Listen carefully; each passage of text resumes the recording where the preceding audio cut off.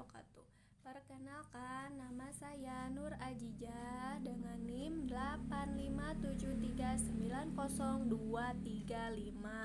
Saya akan mempraktikkan praktikum IPA pada struktur sistem pencernaan makanan pada manusia. Baiklah, alat yang saya gunakan yang pertama ada gambar struktur sistem pencernaan pada manusia. Kemudian ada buku tulis dan balpen. Tujuan dilakukan percobaan ini yaitu untuk mengetahui, mengamati, dan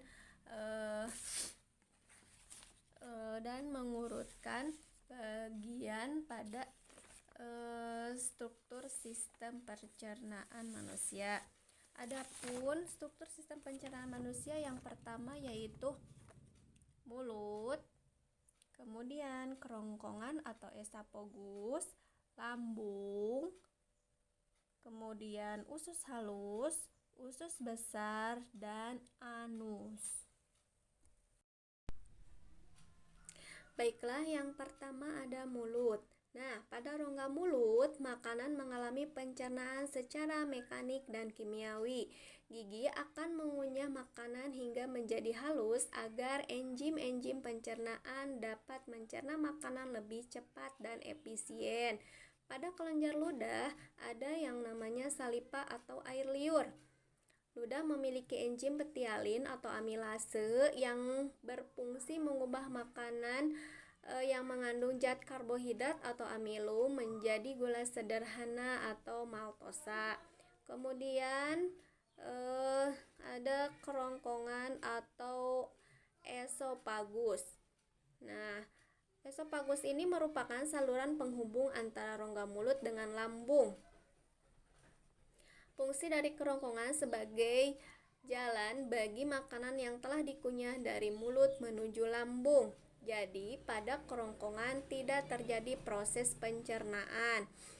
Otot kerongkongan dapat berkontraksi secara bergelombang sehingga mendorong makanan masuk ke dalam lambung. Yang selanjutnya lambung. Nah, ini ya lambungnya. Nah, lambung merupakan kantung besar yang terletak di sebelah kiri rongga perut. Proses pencernaan selanjutnya terjadi pada lambung. Lambung memiliki 3 bagian, yaitu bagian atas atau kardiak, bagian tengah yang membulat pundus, dan bagian bawah pilorus. Dinding lambung terdiri dari otot yang tersusun melingkar, memanjang, dan menyerong. Otot-otot ini menyebabkan lambung berkontraksi. Akibatnya, makanan beraduk dengan baik sehingga bercampur merata dengan getah lambung. Ini disebabkan makanan di dalam lambung berbentuk seperti bubur. Selanjutnya ada usus halus. Organ ini merupakan tempat penyerapan sari makanan dari tempat terjadinya proses pencernaan yang paling panjang.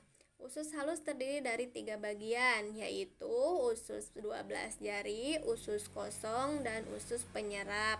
Di usus 12 jari terdapat saluran getah pankreas dan saluran empedu. Getah pankreas mengandung sejumlah enzim, yaitu amilase, lipase, dan tripsinogen. Dalam usus halus terjadi proses pencernaan kimiawi dengan melibatkan enzim-enzim dari pankreas, empedu, dan hati seperti tripsin, amilase, maltase, sukrase, laktase, dan lipase. Selanjutnya, usus besar. Makanan yang tidak dicerna di usus halus seperti selulosa bersama dengan lendir akan menuju ke usus besar menjadi feses. Di dalam usus besar terdapat bakteri E.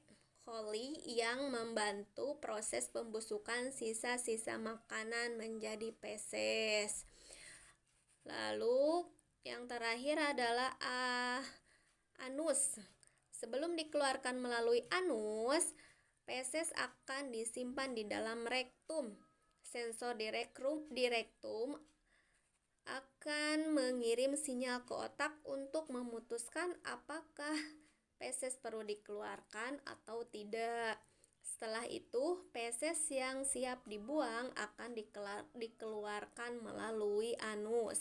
Otot anus berfungsi untuk menahan dan menjaga feses agar tidak keluar dari rektum sebelum saatnya.